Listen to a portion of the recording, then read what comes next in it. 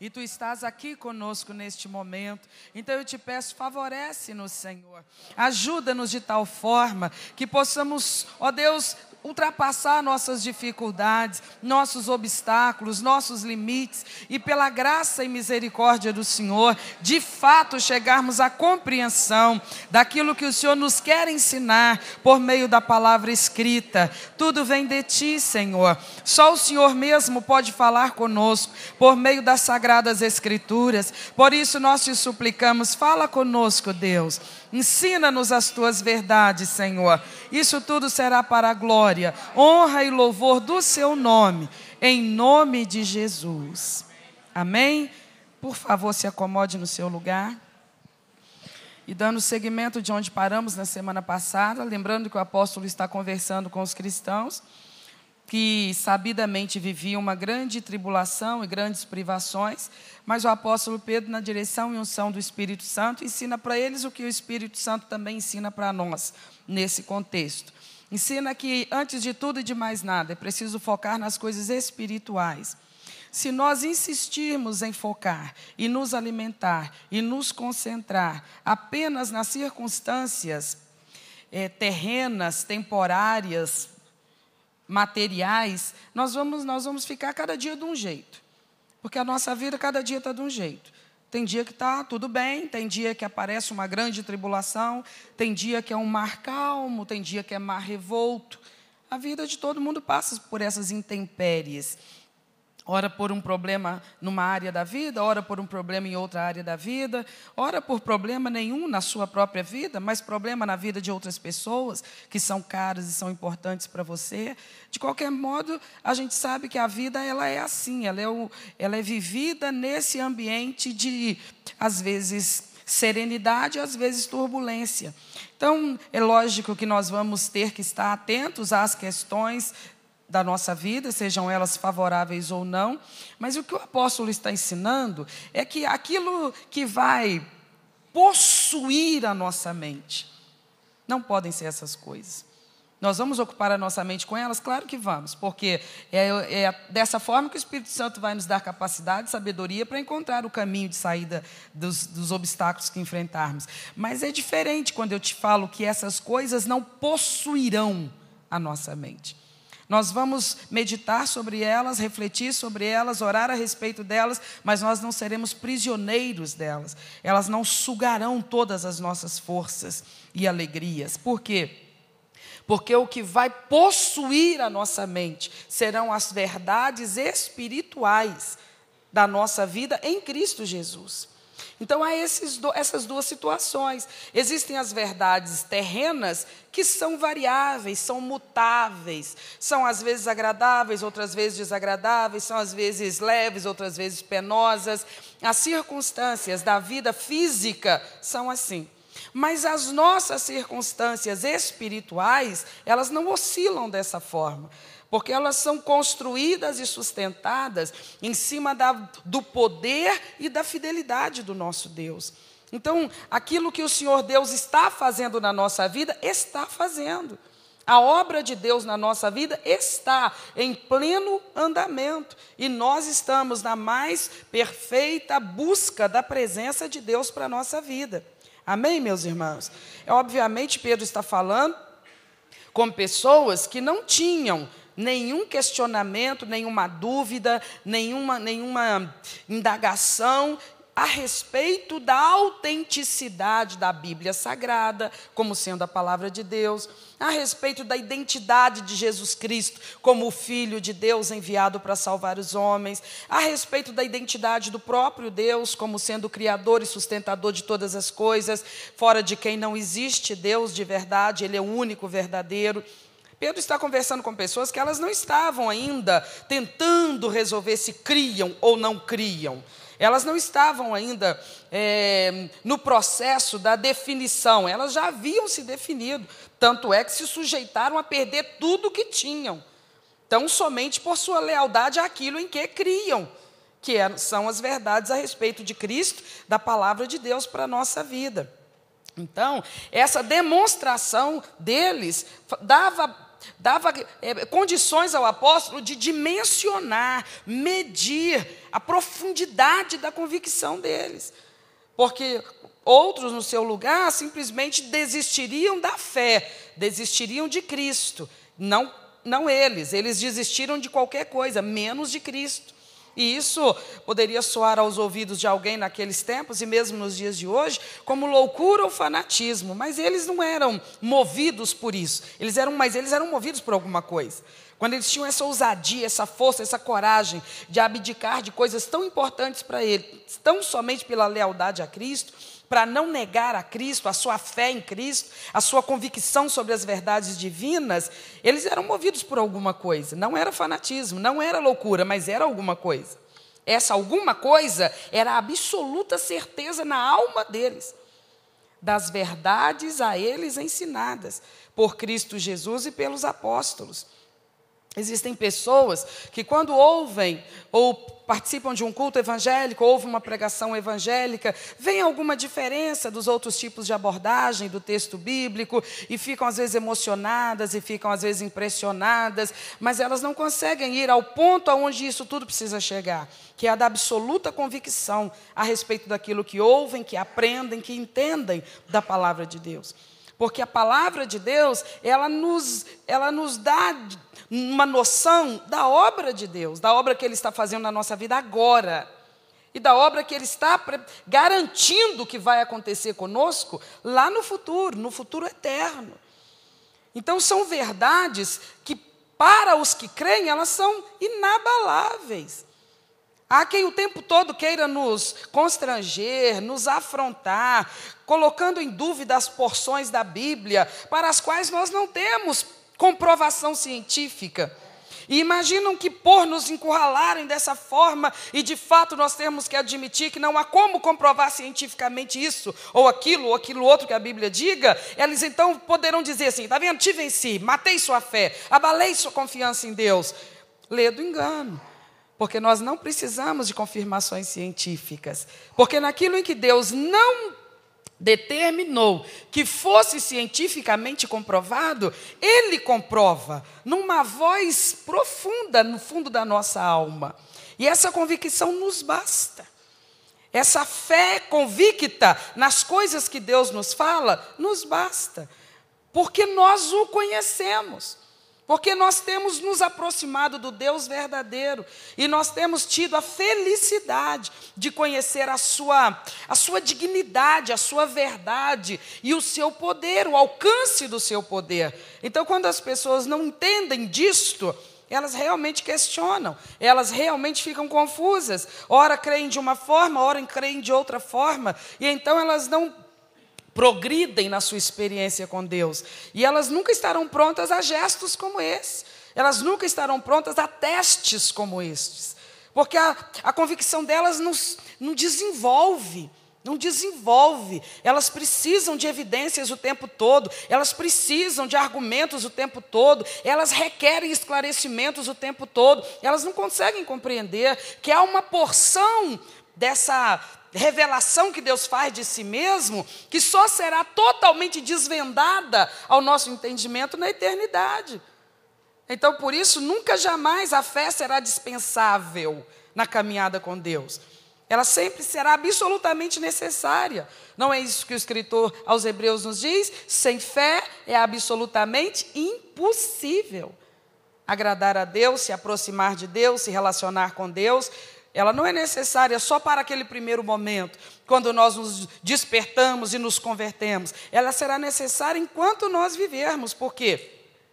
Porque Ele nos fala de coisas que hoje nossos olhos não veem, que nossas mãos não vão tocar, mas nós podemos confiar. Por quê? Porque é Ele que está falando, e Ele não mente. E Ele realmente garante aquilo que Ele promete, aquilo que Ele anuncia. Amém, meus irmãos? Por isso que o apóstolo Pedro está chamando aqueles cristãos a esse exercício fundamental para a paz do cristão na terra. A paz do crente na terra, daquele que verdadeiramente tem convicção de que Deus está na sua vida, ela não nasce de circunstâncias favoráveis. A paz que predomina na alma do verdadeiro fiel a Cristo, ela não é gerada por circunstâncias favoráveis, porque as circunstâncias nem sempre serão favoráveis. Ela é gerada e mantida e suprida pela absoluta confiança na dignidade de Deus, a quem essa pessoa serve. Ela sabe que Ele é totalmente digno da nossa confiança. Mesmo que às vezes Ele permita que nos aconteça coisas a respeito das quais Ele não dê explicações para nós. E a respeito das quais Ele não nos dê soluções imediatas. E talvez nem nunca nos vá dar soluções. Mas a nós isso não é determinante. Por quê? Porque o mais importante nós temos, que é essa convicção que parte do entendimento da palavra e das nossas experiências com o nosso Deus.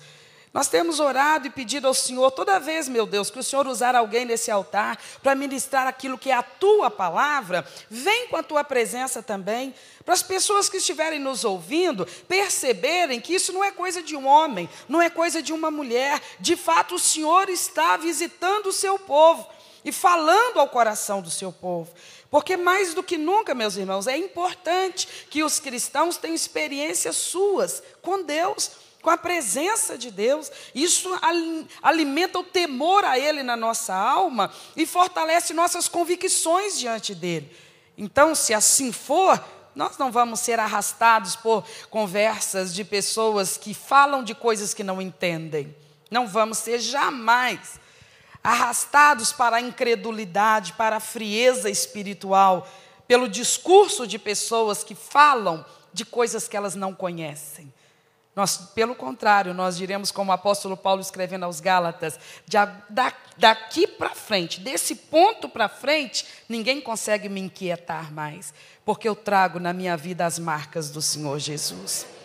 Amém, meus irmãos? Então era com esse propósito que Pedro está conversando com eles dessa forma, dizendo, e inicialmente não focando nos dissabores deles, mas focando nas realidades espirituais. Porque se eles desviassem os olhos para as suas realidades espirituais, eles viriam, não havia nenhuma razão para tristeza. Mesmo que a vida na terra estivesse difícil, mas quando eles focavam na sua realidade espiritual, a alma deles se acalmava e se enchia de uma satisfação que nenhuma circunstância adversa nessa terra poderia superar. Então ele menciona aqui no versículo de número 3, depois de nos orientar e orientar aqueles a bem dizerem o nome do Senhor, Pai do nosso Senhor Jesus Cristo, ele explica por quê. Porque o Deus, Pai do nosso Senhor Jesus Cristo, segundo a sua grande misericórdia, nos gerou de novo, nos gerou outra vez. Quando alguém gera alguém, o que se torna desse alguém que ele acabou de gerar? Se torna o pai, né? Então esse é o processo da filiação. Então o apóstolo Pedro está dizendo para eles, sabe por que a alegria a respeito das coisas espirituais deve prevalecer sobre a tristeza em relação às coisas materiais que por ora estão realmente contrárias a vocês? Porque o que ele fez é grandioso demais. Ele nos gerou de novo. O que significa isso? Isso significa tudo. Significa tudo, porque segundo as palavras do próprio Jesus Cristo, sem isso é impossível ter vida com Deus. Sem ser gerado por Deus, sem ser feito uma nova criatura, aquela pessoa que a gente é desde o berço, e que alguns de nós, com muita petulância, eu diria, gostamos de bradar aos quatro ventos, eu nasci assim, e serei sempre assim, e vou morrer assim. E isso é alguma coisa que a pessoa às vezes fala em tom até de orgulho, de vaidade.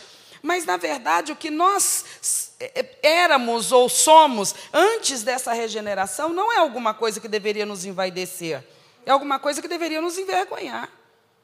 Porque se nós formos analisar as vidas que nós levamos, as nossas práticas, ainda que elas não fossem escandalosas, mas elas, por mais corretas que fossem, elas não nos deixavam acessíveis à obra de Deus e à palavra de Deus. Nós éramos orgulhosos, arrogantes, nós fugíamos do evangelho, nós fugíamos dos evangelistas, nós fugíamos da abordagem correta da fé cristã, nós éramos orgulhosos, nós éramos vaidosos. Sem contar aqueles que podem dizer de uma vida totalmente tumultuada, por caminhos escandalosos mesmo. Tudo isso era resultado de quê? Era produzido por quê? Pelo quê? Por uma consciência que nos aplaudia, em momentos que deveria nos constranger, nos fazer ficar envergonhados. Nós não nos envergonhávamos. Não só isso, nós éramos pessoas que não podiam nem ser corrigidas, porque nós não aceitávamos correção.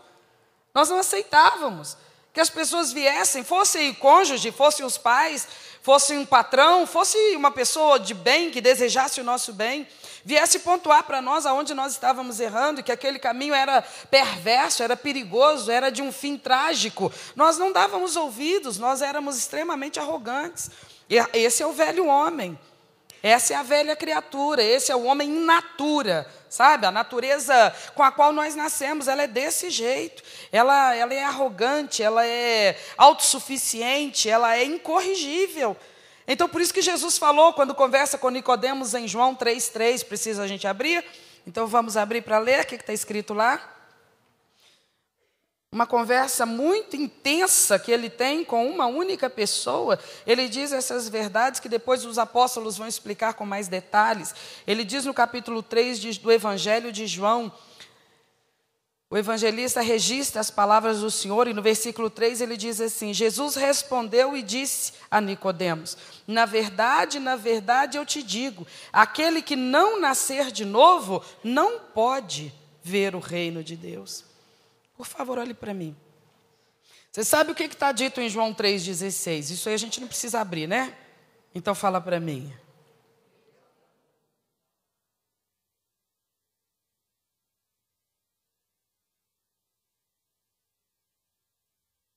Muito bem. Então essa é uma declaração da intenção, da provisão, da atitude de Deus. Ele amou de tal maneira que deu seu Filho unigênito, porque o propósito dele era o quê?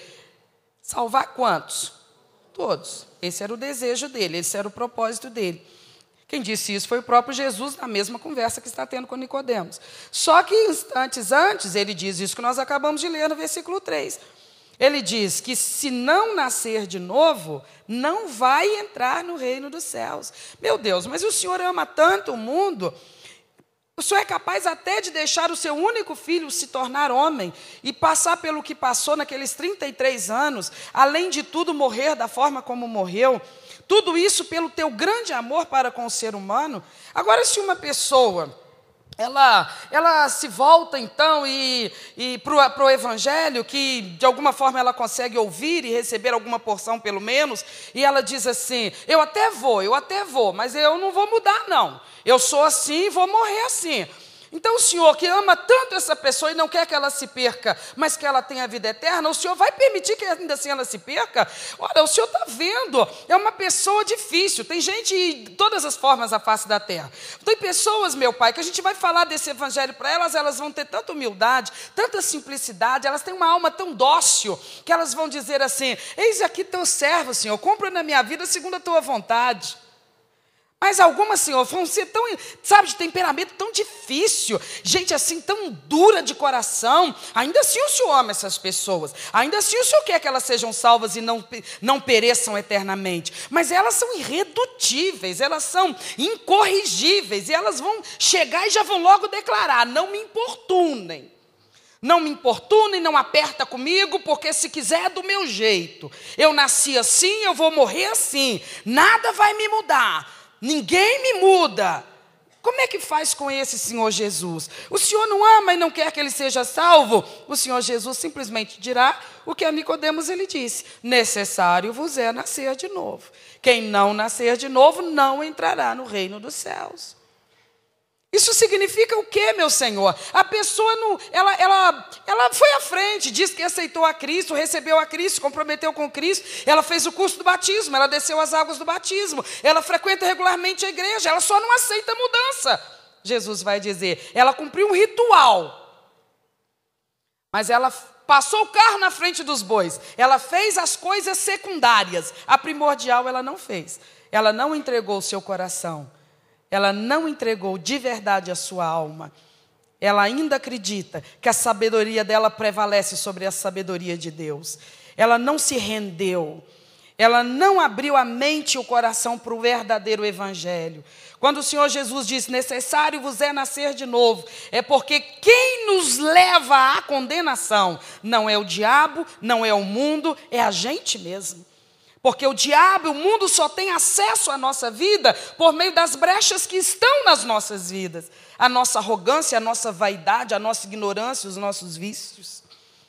Todas essas coisas que fazem parte de uma natureza que só tem compromisso consigo mesma. Uma natureza que só presta contas a si mesma. Uma natureza que se satisfaz com a própria autoaprovação. Basta. Não, eu sou feliz assim, isso é o que importa. Não, a verdadeira conversão, ela transforma essa visão, esse foco. De repente, já não me importa mais estar feliz e satisfeito comigo mesmo. Eu busco a aprovação do alto. Eu preciso da aprovação do alto. Eu percebo quando sou por ele aprovada ou não. E isso não é porque eu tento viver da maneira que ele lhe agrade para ver se ele me salva. Não, é justamente porque o processo começou do ponto certo. Ele tocou minha alma. Ele tocou minha alma. A presença dele tocou-me. A presença dele, a palavra dele, o poder dele, tocou o meu íntimo, o meu interior, a minha alma. E ali foi um impacto tão importante, tão impressionante, que como Isaías, naquela experiência registrada no capítulo 6 do seu livro, ele diz, quantas vezes Isaías tinha estado naquele templo, quantas vezes ele tinha participado de celebrações ali dentro daquele templo, mas naquele dia a presença de Deus tocou aquele homem, como até então ele não tinha sido tocado, e ele até então não se havia perturbado com a dureza do seu próprio coração. Até então, frequentador assíduo daquele templo, ele não havia se sentido constrangido com as suas falhas morais e éticas. Tudo parecia normal. E ia para a igreja ali, ia para o templo ali, participava da adoração, participava da ministração, participava de todos os ofícios que eram oficiados, voltava para casa e se sentia normal, se sentia tranquilo, num bem-estar, maravilhoso. Mas um dia, a presença de Deus tocou a ele. Nesse dia, ele teve uma visão de si mesmo, que até então ele não tinha conseguido ter. Ele era absolutamente ignorante a respeito de si mesmo, até esse dia em que a presença de Deus profundamente tocou a sua alma. Aí ele se surpreendeu consigo mesmo, ele disse, como ele me suporta? Como ele tem me suportado na presença dele, cantando para ele, ministrando, fazendo e acontecendo. Como ele não me fulmina, era disso que eu deveria merecer ou dessa forma ser tratado. Miserável homem que eu sou, ele vai me fulminar aqui agora. Eu sou um homem de impuros lábios, mas agora que ele está vendo isso, agora que os erros dele o estão incomodando. Agora ele está fazendo uma leitura de si mesmo que está gerando e produzindo a reação justa, esperada na vida de uma pessoa que está de fato se aproximando de Deus. Não apenas se aproximando de uma construção, mas de fato se aproximando de Deus. Não tinha ninguém ali naquele templo. Não tinha um ser humano, o pai dele não estava lá, nem a mãe dele. Se era casado, a esposa não estava. Se tinha filhos, filhos não estavam. Se tinha um líder espiritual, também não estava lá. O texto fala só dele dentro daquele templo. Mas o Senhor falou àquele coração, àquele homem, de uma forma que até então ele não tinha ouvido a voz de Deus. Você está vendo que tem experiências que são secretas entre o indivíduo e Deus? Tem hora que Deus, ele encosta a gente na parede e é só a gente e ele. Porque se fosse outro falando na nossa cabeça, a gente gritava com a pessoa, mandava calar a boca, a gente dizia, larga do meu pé, você não me manda, você não tem nada com a minha vida. A nossa arrogância, ela é sem limites. Às vezes Deus fala, às vezes não, na grande maioria das vezes Deus fala conosco através de outras pessoas. A vida toda Deus usa pessoas falando com pessoas, mas nós somos muito ignorantes. E amamos a nossa ignorância. E quando Deus usa essas pessoas, nós as mandamos calar a boca. Nós os sentimos ofendidos por elas, nós não aceitamos a correção delas, nós não aceitamos que elas pontuem as nossas falhas, nós nos justificamos, na mesma hora dizemos: e você? E você? Você acha que você tem moral para falar comigo? Você tem moral para falar comigo? É assim que a gente se defende. Deus está falando, usando a boca daquela mãe, usando a boca daquele pai, daquela esposa, daquele marido, às vezes de um colega, de um amigo. Mas a gente é orgulhoso demais. Mas é Deus falando através daquela boca. Mas nós não gostamos de ser corrigidos. Até que um belo dia, antes que decrete que finalmente Ele aceita a nossa decisão de não querer essa mudança, essa transformação na nossa vida, Ele nos permite uma experiência assim, em que Ele vem diretamente falar conosco. E esse é um momento dramático. Esse é um momento dramático, porque costuma ser a última oportunidade. Esse é um momento que é um divisor de águas. Se nós, nesse momento, não nos quebrantarmos, Ele vai dizer: não haverá mais cura para você. Se nesse momento, pelo menos nesse momento, nós não quebrarmos a nossa altivez, o nosso nariz arrebitado, então Ele dirá que não irá rastejar aos nossos pés.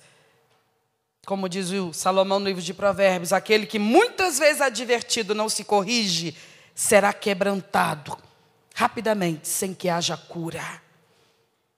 Então foi o que aconteceu com Isaías ali no templo. Ele teve uma experiência dramática, mas ele correspondeu à altura.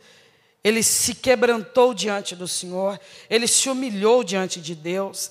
Ele era homem, muito homem, mas diante de Deus, diante do Todo-Poderoso, não pode haver nariz arrebitado, não pode haver arrogância, não pode haver ignorância, só pode haver uma postura de humilhação, de humildade, de quebrantamento, de quem diz: Senhor, nem eu me conheço como Tu me conheces.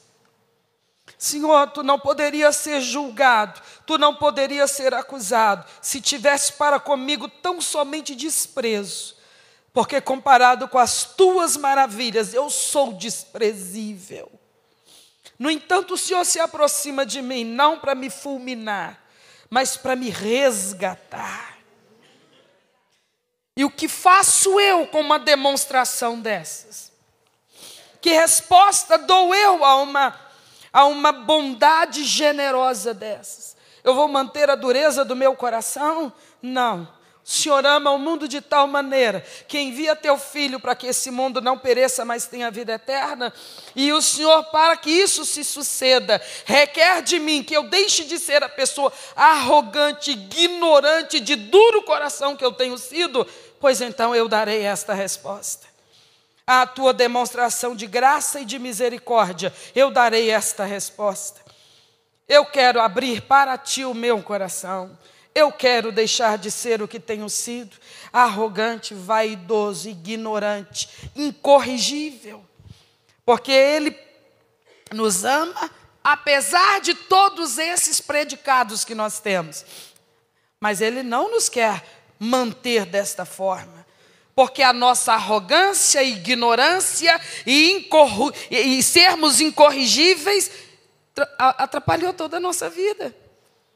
Nos fez entrar por descaminhos.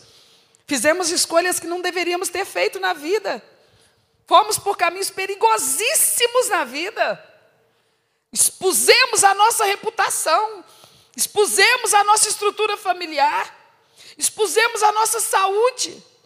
Expusemos, acima de tudo, as nossas circunstâncias eternas. Tudo por quê? Por causa daquele tempo. Lembra daquele tempo? Em que nós éramos ignorantes, arrogantes, incorrigíveis, insensíveis à voz de Deus. E éramos pessoas que desprezávamos o Evangelho e a oportunidade de salvação que o Senhor Deus nos dava. Desperdiçávamos uma oportunidade atrás da outra. Desperdiçávamos todos os gestos graciosos de Deus de vir nos resgatar.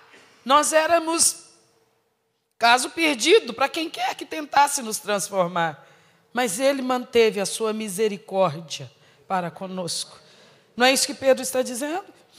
Bendito seja o Deus Pai de nosso Senhor Jesus Cristo, porque não pelos nossos merecimentos, mas pela misericórdia dEle, Ele nos gerou de novo. Irmãos, a nossa maior satisfação deve ser esta: ser novas criaturas, porque Ele só nos faz bem.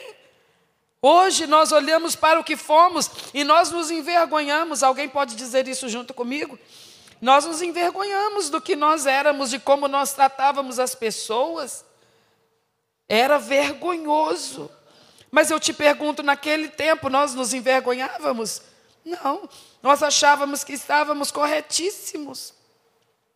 Éramos cegos para as verdades de Deus e para as verdades a nosso próprio respeito também. Por isso é inconcebível um evangelho que possam me pregar dizendo que o Senhor Deus vai me salvar, mas me libera para continuar sendo tão ignorante quanto eu era, tão perverso quanto eu era, tão incorrigível quanto eu era. Então o evangelho não tem o poder que na verdade tem, porque onde se concentra o poder do evangelho? Em fazer de mim, de você, uma nova criatura.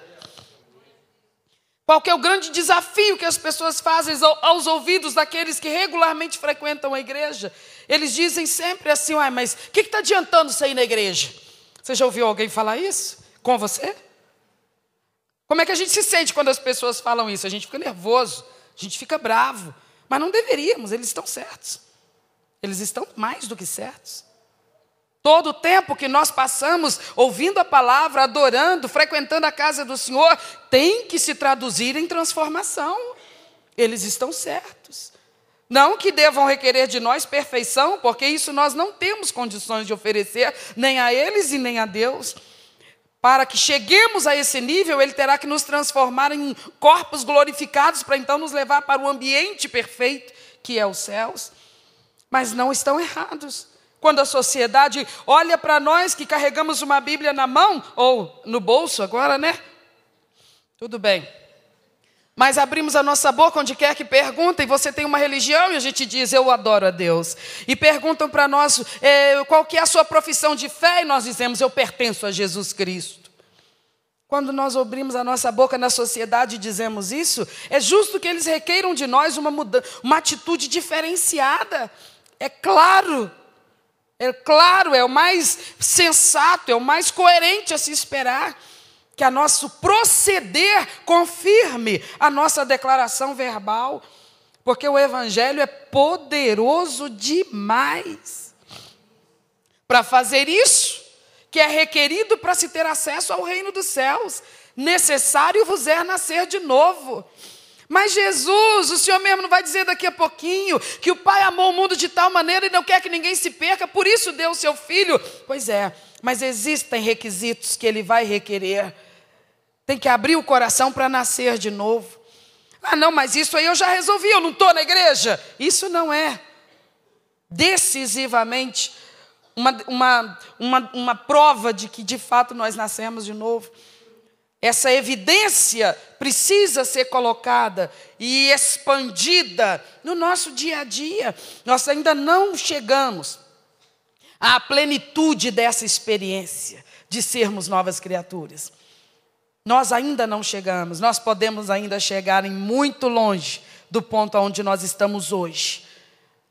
Mas isso vai depender de nós darmos confiança à palavra de Deus e ao agir do Espírito Santo na nossa vida. Irmãos, é incrível como que a gente desperdiça tempo e oportunidade. Qualquer hora que a tentação vier, se você lembrar, Ele me fez nova criatura, você vai ter resposta para a tentação. É por isso que eu estou te falando. É um caminho que não dispensa a fé, hora nenhuma. Porque você só vai lançar a mão dos recursos que já estão liberados para você, se você acreditar no que está escrito. Porque outrora aquela tentação vinha e você sabe, você lembra do seu histórico, você não conseguia resistir. Mas acredite, Ele te fez uma nova criatura. Creia na Bíblia. Creia na Bíblia, aproveita justamente os momentos em que o chamado para o erro, para o pecado vier. Aproveita justamente esses momentos para viver grandes experiências. dessa circunstância espiritual que agora é uma realidade para nós. É real, meus amados irmãos. Nós já somos novas criaturas. Nós não seremos quando chegarmos na glória, nós já somos.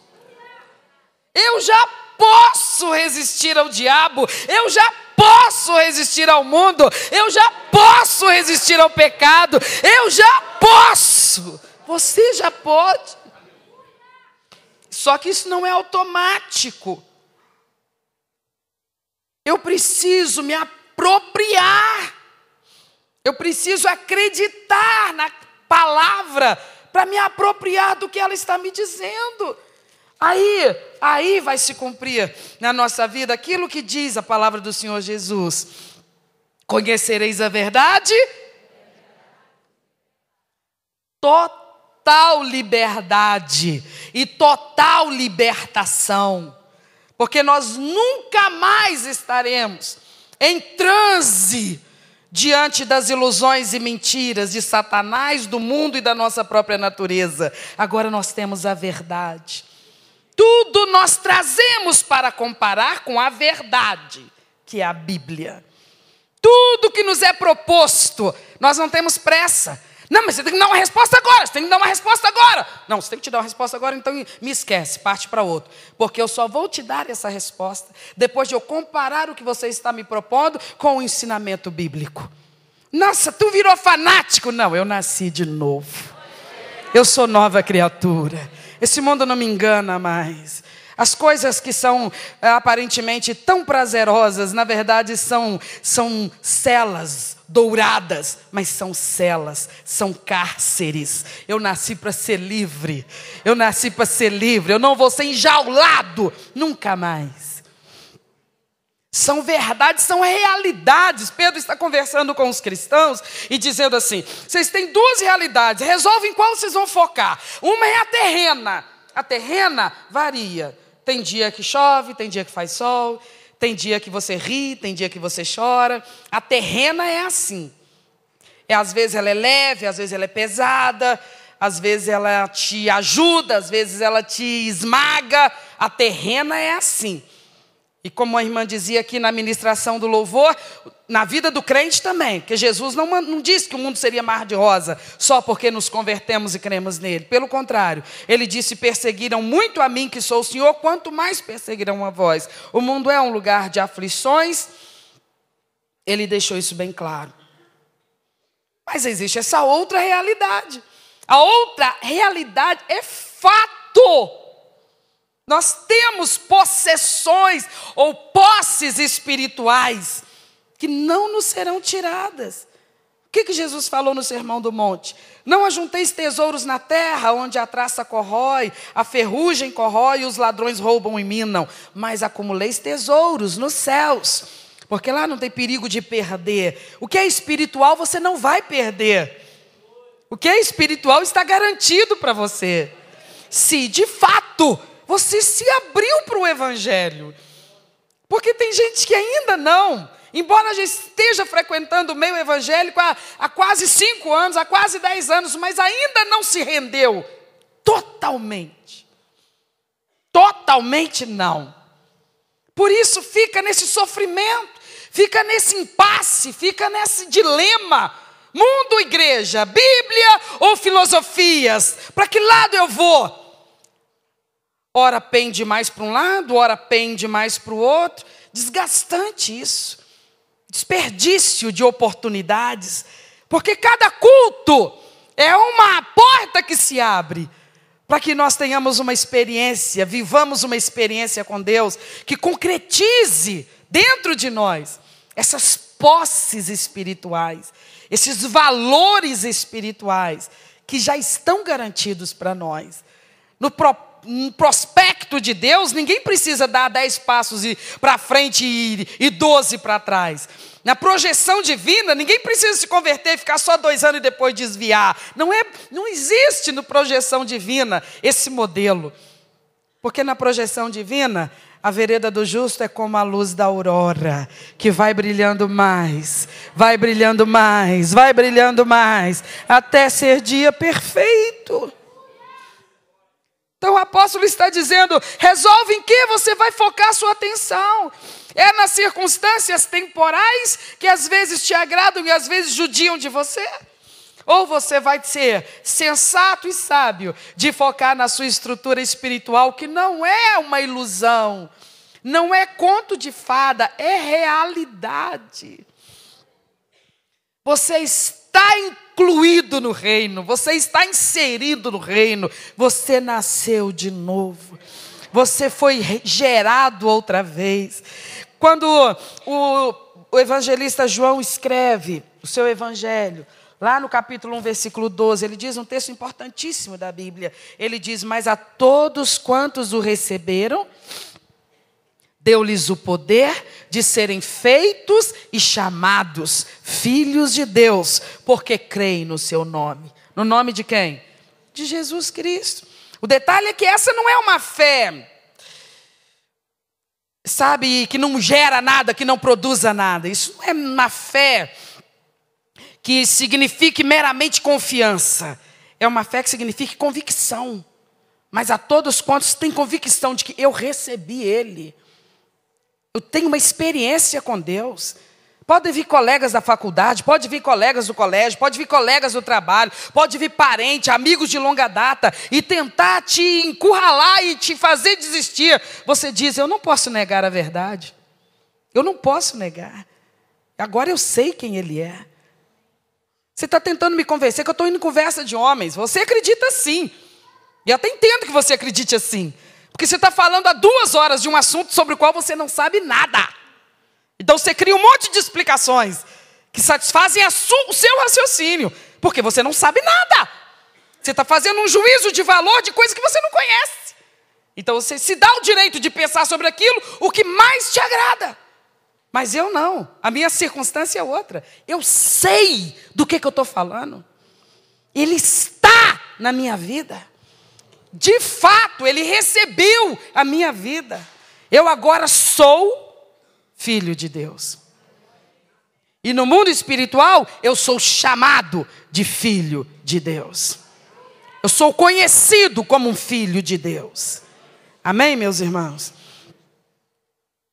Efésios capítulo 2, versos 8 e 9. O apóstolo Paulo também está falando desse novo nascimento. Efésios capítulo 2, versos 8 e 9.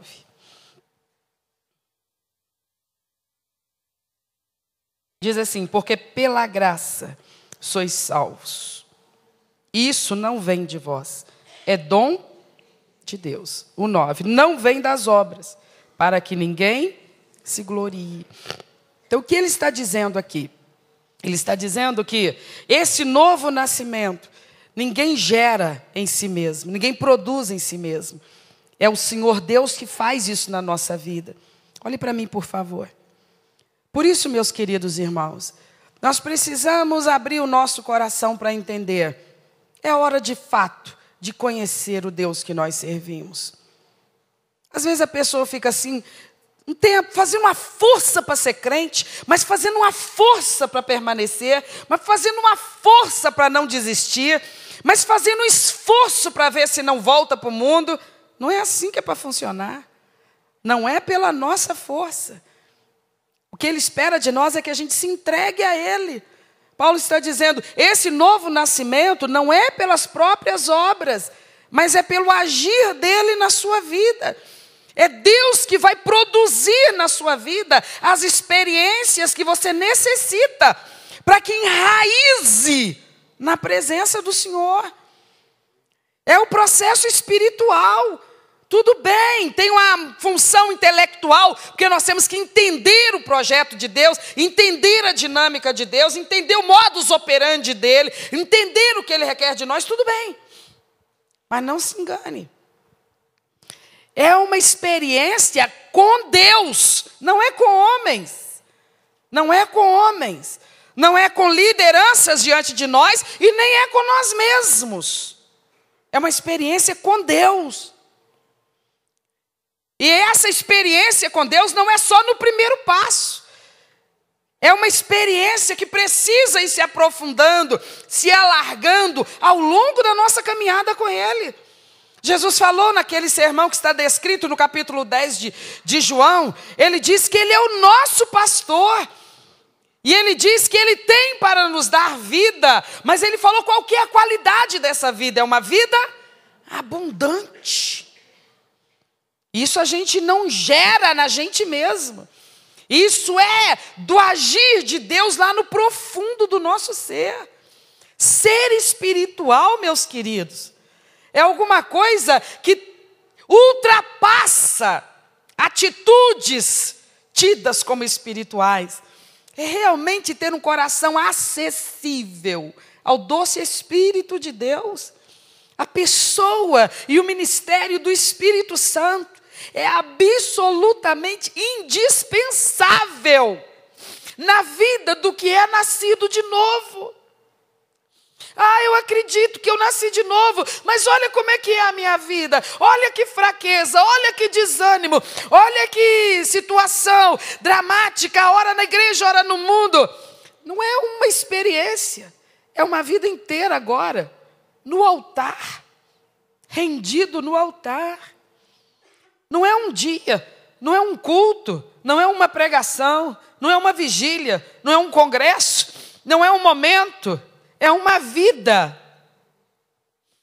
Sabe o que é sem cessar? Dia e noite, de segunda a segunda, no altar. No altar da adoração, no altar do clamor, no altar da exaltação ao Senhor, no altar do quebrantamento, da busca pelo renovo de Deus.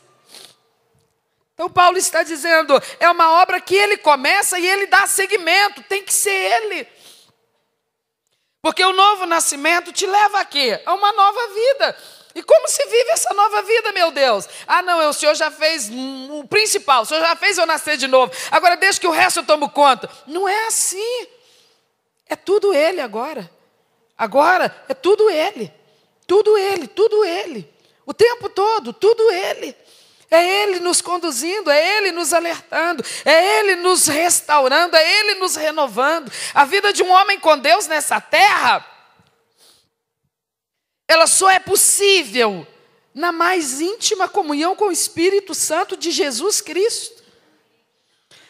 E isso vai requerer de nós o tempo todo, muita humildade. Muita humildade, sabe por quê? Porque o Espírito Santo de Jesus Cristo que habita na nossa vida, ele tem uma função, nos guiar na verdade. Ele não passa a mão na nossa cabeça, ele não concorda com o que esteja fora do padrão bíblico. Então, como ele nos guia, obviamente a nossa vida vai clareando. As coisas do mundo, as obras malignas, as obras carnais vão sendo eliminadas. Por quê? Porque nós estamos sendo conduzidos pelo Espírito Santo de Deus, que prima sempre pelo que é bíblico. O Espírito Santo tem a função de me guiar, não é para me agradar, não. É para agradar Jesus Cristo, que é o meu pastor. Porque eu não sou ovelha de mim mesma, eu sou ovelha de Jesus Cristo. O proprietário é Ele. O Espírito Santo vem tomar conta da propriedade que pertence a Jesus Cristo. Então, antes dele entrar na minha vida, Jesus Cristo explicou para ele, olha, na vida dela, você vai livrar ela disso, vai direcionar ela para aquilo. Eu quero que a vida dela saia fora desse rumo e entre naquele outro rumo. O Espírito Santo entrou, eu busquei, ele veio. Agora, ele não está às minhas ordens, não. Espírito Santo, agora que o Senhor está aqui para me servir, escuta, hoje eu quero que o Senhor me conduza por aqui. Não, eu estou em outra fase agora, eu estou em outra experiência, eu quero agora que o Senhor me conduza por outro lado. Não é assim, ele não nos obedece. Ele obedece a Jesus Cristo. Jesus falou, eu não vos deixarei órfãos, enviarei o Espírito Santo e ele vos guiará na verdade. Ele vos fará lembrar de tudo que eu vos tenho ensinado. Ele me glorificará. Então, se eu tenho essa consciência de ser agora propriedade de Jesus Cristo, eu vou entender isso foi possível por conta do novo nascimento. O novo nascimento precisa me conduzir a uma nova vida. Porque se era para continuar na mesma velha vida, não precisava de novo nascimento. Se não precisa largar nada, mudar nada, se eu posso continuar do mesmo jeito, a título de que se eu achar que tenho que largar é porque eu quero crer que a salvação é pelas obras, então eu estou preferindo fazer uma leitura distorcida do que a Bíblia está dizendo. Porque o que Paulo está dizendo aqui, a obra é de Deus. O que eu tenho que fazer então? Eu tenho que reconhecer, ele começou ela, mas ele ainda não acabou ela na minha vida. Foi assim, no dia que a gente se converteu, Jesus concluiu a obra dele na nossa vida ou começou? Se começou, ela está em andamento. E se essa é uma obra que é de Deus e não é minha, quem é que tem que estar no comando? É Ele. Quem é que tem que estar no controle? Quem é que dá as coordenadas? Segundo a visão de quem eu vou me conduzir? A visão dele. E não duvide. O Senhor Deus quer tirar da nossa vida aquelas coisas que são mundanas. Porque, como eu tenho dito, se em João 3,16 diz que ele ama o mundo de tal maneira, em 1 de João diz que o amor ao mundo é inimizade contra Deus. Então, em João 3,16, ele fala do mundo, humanidade. E lá no primeira epístola de João, a palavra mundo não se refere à humanidade, se refere a mundanismo. Mundanismo, permissividade, levar a coisa na brincadeira. Jesus deu a vida naquela cruz, meus amados. Foi para produzir, para gerar uma nova raça, uma nova espécie na face da terra. A semente ali morreu e foi plantada na terra para fazer brotar uma nova árvore que gera frutos diferenciados. Uma nova raça de gente está pisando na terra. Os nascidos de novo, do poder e pelo poder do próprio Deus, pela misericórdia do próprio Deus. Só precisamos compreender, esta obra ainda está em andamento. Como assim? Eu não nasci? Nasci. Mas o próximo passo agora é viver a nova vida. Porque se há um novo nascimento, ele me conduz aqui. Tem que ser uma nova vida. Senão não tem lógica. Não tem lógica. Para que novo nascimento se é para continuar na velha vida? Questão de bom senso. Então, viver essa nova vida requer que a gente derrube o nosso tupete. Um momento como esse, em que você educadamente está olhando para mim, me dando sua atenção e ouvindo a pregação da palavra, esse aqui é um momento que demonstra quanto de fato cada um de nós está comprometido com isso, com esta nova vida. Porque nós vamos ouvir hoje uma mulher, amanhã será um homem, depois pode ser um jovem, pode ser uma moça, enfim, não importa quem vai estar com o microfone na mão. O que importa é que a Bíblia está sendo pregada da forma correta, conforme precisa ser feito. Então você vai estar sentado aí, ouvindo e entendendo. Qual que é a matéria de hoje? Qual que é o ensino de hoje? Estou ouvindo? Estou. Graças a Deus, meus 2 ouvidos funcionando perfeitamente, estou ouvindo. Além disso, estou compreendendo? Estou. Estou conseguindo seguir o raciocínio que está sendo desenvolvido e eu estou entendendo o que está sendo dito. Ato contínuo, o que me cabe agora? Me sujeitar àquilo que eu estou aprendendo. Simples assim. Porque se venho, se ouço, se compreendo, mas não me comprometo de viver de acordo, que proveito eu tive? Qual que será a mudança na qualidade, no nível da minha vida espiritual? Absolutamente nenhum. Pelo contrário. Eu estarei dando uma demonstração de desprezo para com uma oportunidade genuína e generosa de Deus para a minha vida. Então eu preciso de fato entender que esse novo nascimento que o apóstolo Pedro está falando aqui aos cristãos é alguma coisa, sabe, é o maior tesouro da nossa vida. Simplesmente porque sem ele nós não estaríamos no reino dos céus. Só tem esse detalhe. Ele não é um ato isolado. Ele é uma experiência inicial que progride para uma experiência que dura o resto das nossas vidas. Amém, meus irmãos? Paulo fala disso quando escreve aos Coríntios, 2 aos Coríntios, capítulo 5, versículo 17. 2 aos Coríntios 5, 17. É o penúltimo texto de hoje. Paulo diz assim: assim que, se alguém está em Cristo, nova criatura é. As coisas velhas... Vamos ler todo mundo junto? Esse versículo é maravilhoso. Vamos lá? Pelo que...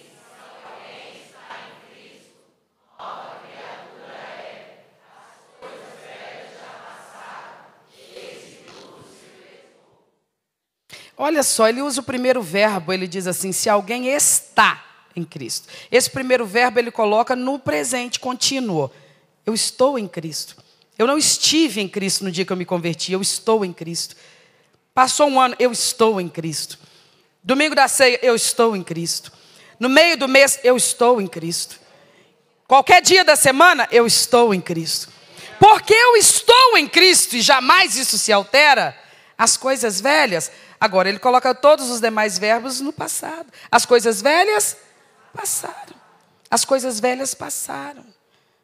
Aquilo que era, o que me caracterizava como indivíduo na sociedade, agora vai ter que ser feita uma releitura da minha pessoa. A minha pessoa agora vai se apresentar na sociedade de uma maneira totalmente transformada. Por quê? Porque meus valores mudaram. Sabe, Paulo fala de si mesmo e ele diz assim: comigo foi assim, o que antes para mim era lucro, hoje eu entendo que não vale nada. E o que antes eu desprezava por considerar de baixo valor, hoje eu vejo que são, na verdade, os maiores tesouros. O que é isso? É uma mudança de mente, é uma mudança de concepção, de valores. Isso mexe com a conduta moral, isso mexe com a conduta ética. Novo nascimento não toca apenas nas questões de culto, de religiosidade, de liturgia. Isso transcende para todas as nossas manifestações. Jesus falou disso, ele diz: tudo se concentra em 2 mandamentos: amarás ao teu Deus acima de todas as coisas e ao teu próximo como a ti mesmo. O amor ao próximo impõe agora uma nova moralidade, uma nova ética, onde prevaleça o respeito, onde prevaleça a consideração, onde prevaleça a minha postura que demonstre ao outro o valor que esse indivíduo tem. Ah, mas esse indivíduo não tem valor nenhum, ele é isso, ele é aquilo outro. Esse indivíduo tem todo o valor que existe na face da terra, porque é uma pessoa feita à imagem e semelhança do meu Pai, do Criador. Todos os valores mudam.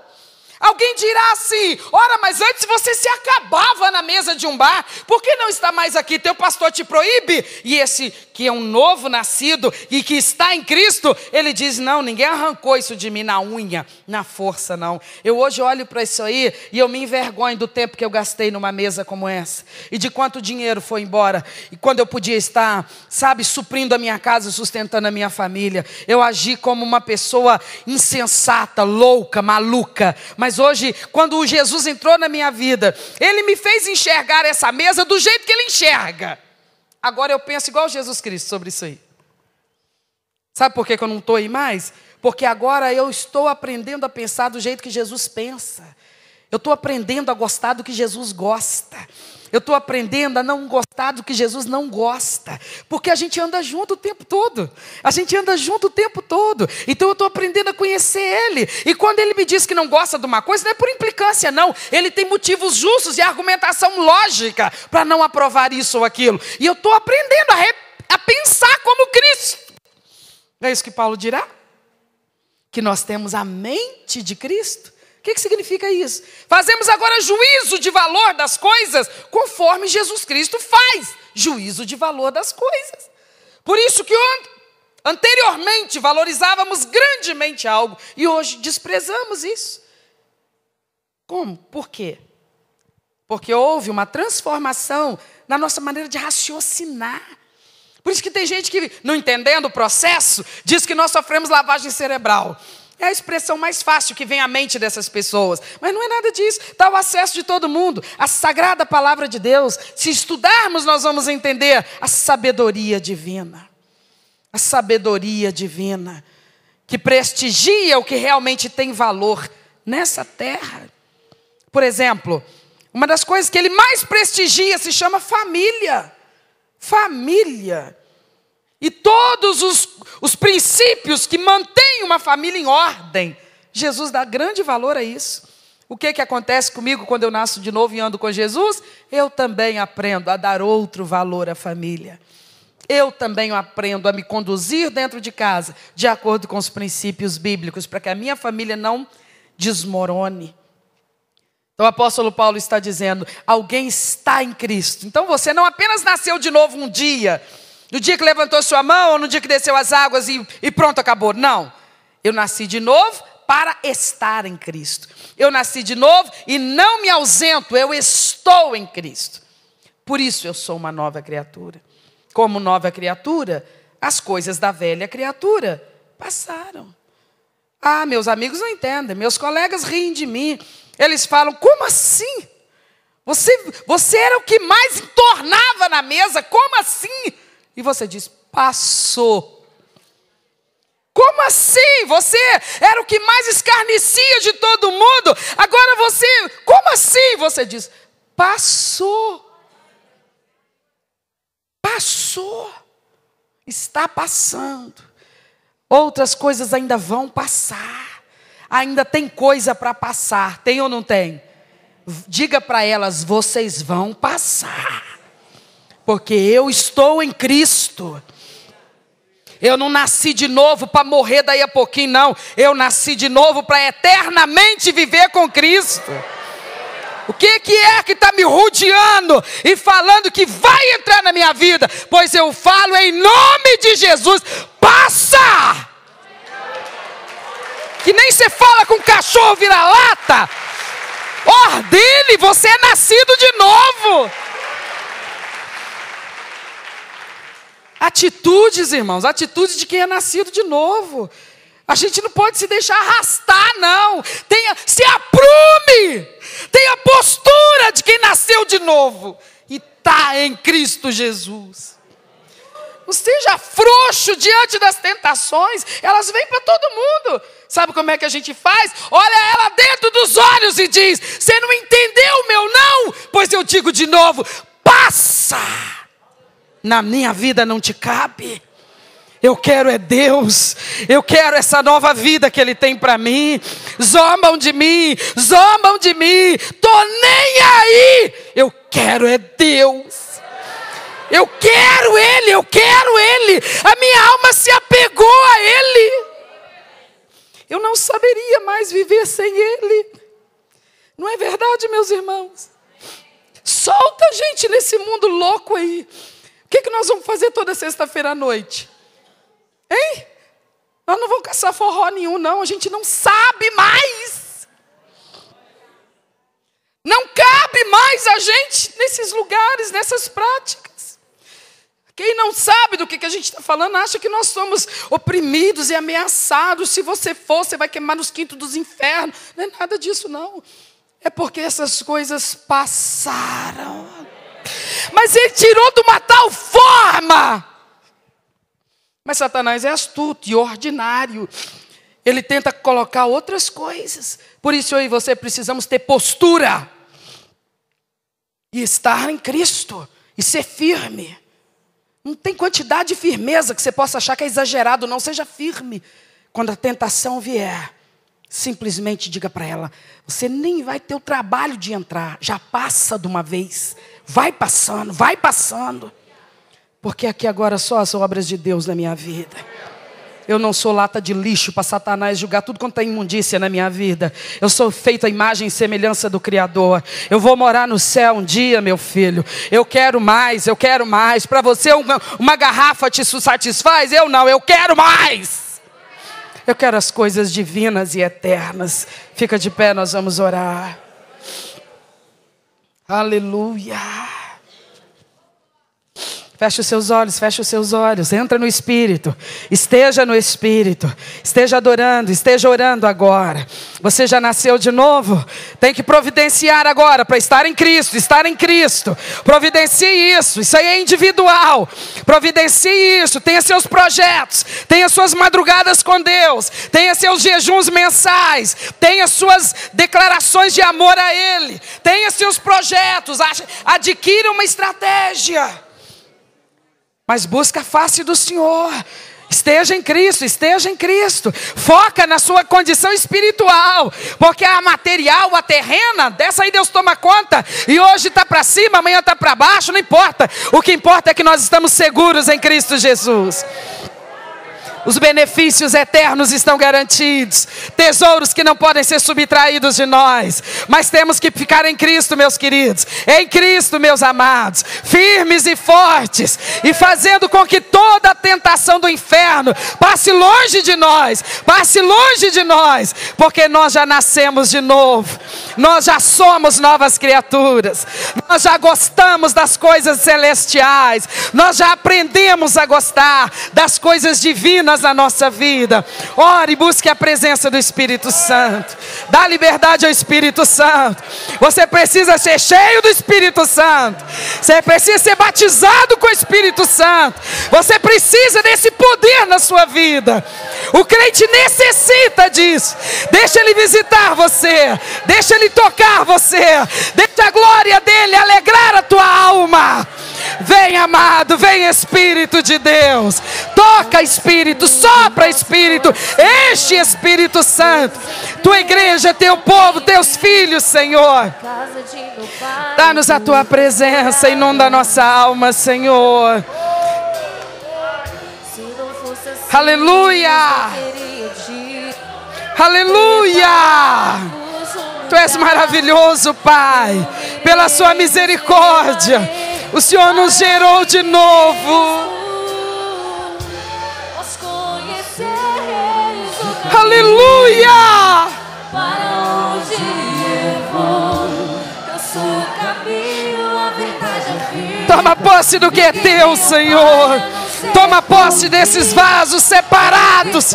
Vasos separados para a glória de Deus. Aleluia! Reveste de poder a tua igreja, Senhor. Reveste de poder a tua igreja. É para a tua glória mesmo, Deus. É para o teu louvor, meu Pai.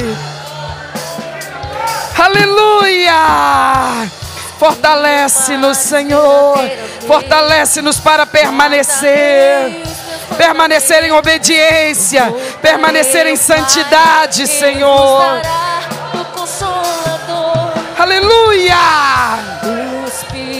Vai tocando, Espírito Santo. Vai se movendo, Senhor.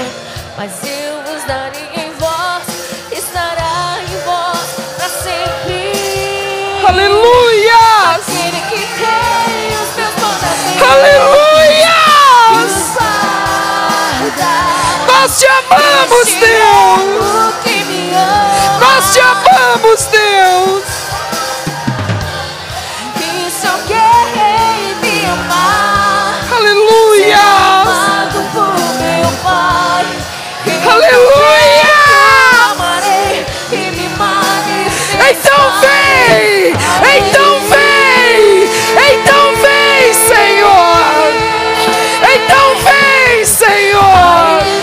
Manifesta, manifesta. Então vem, Senhor. Manda fogo, Senhor. Manda poder de Deus nesse lugar. Quero te amar mais. Aleluia. Toca nossas vidas, Deus. Toca no profundo do nosso ser. Toca para acordar. Toca para acordar. Toca para despertar, Senhor. Toca para despertar, Deus. Aquele que tem os meus mandamentos e os guarda. Oh, Espírito de Deus.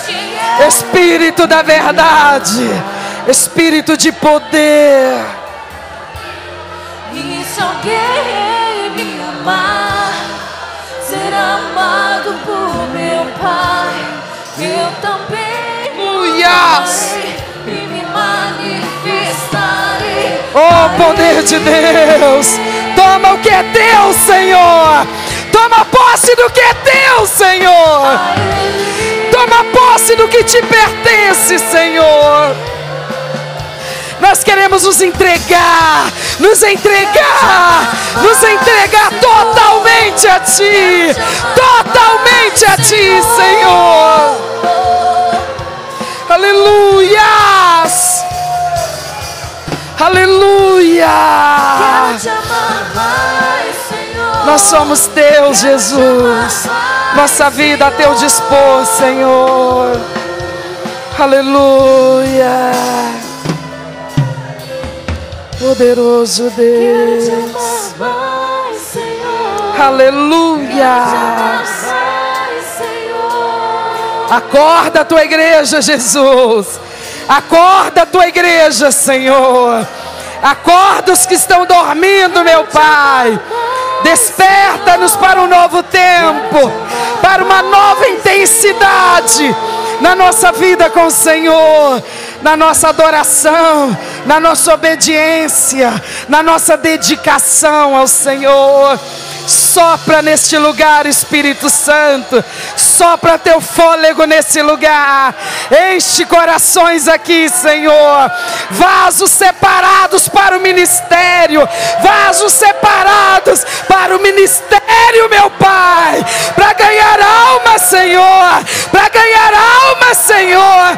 Para libertar cativos. Para libertar cativos. Unge esse povo, meu Deus. Unge esse povo, meu Pai, para levar as boas novas, para quebrar correntes, para quebrar grilhões. Renova o dom, renova o dom, renova o dom, renova o dom, meu Pai. Renova o poder na vida da Tua filha, o poder na vida do Teu filho. Coloca palavras de salvação nos lábios da Tua igreja, Pai.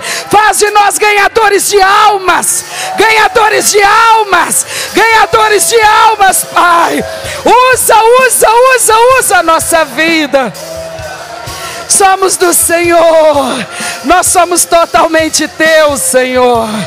Aleluia! Toda glória ao Teu nome. Toda glória ao Teu nome, Senhor.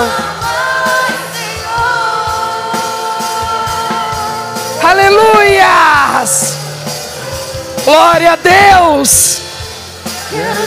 Fala para Ele, canta para Ele, canta. Oh Jesus, oh Jesus, oh Jesus. Nome mais lindo, nome maravilhoso, nome poderoso. Jesus, Jesus, Jesus, amado Jesus. Amado, poderoso, nome diante do qual estremece céus e terra, nome de poder. Jesus, Jesus, oh Jesus, poderoso, poderoso na terra, poderoso na terra. Teu rebanho, Senhor, Teu rebanho, Tuas ovelhas. Toma posse dos que são Teus, alimenta os que são Teus, fortalece os que são Teus, cura os que são Teus, levanta os que são Teus, usa os que são Teus, Senhor. É tempo da igreja resplandecer a glória do Deus vivo, a glória de Jesus Cristo. Dá-nos espírito de santidade, dá-nos espírito de santidade. Aleluia! Tu és tudo que a nossa alma deseja. Tu és tudo que a nossa alma deseja. Toma posse de todo o Seu povo, Senhor. Oh, maravilha de Deus. Maravilha de Deus. Vai valer.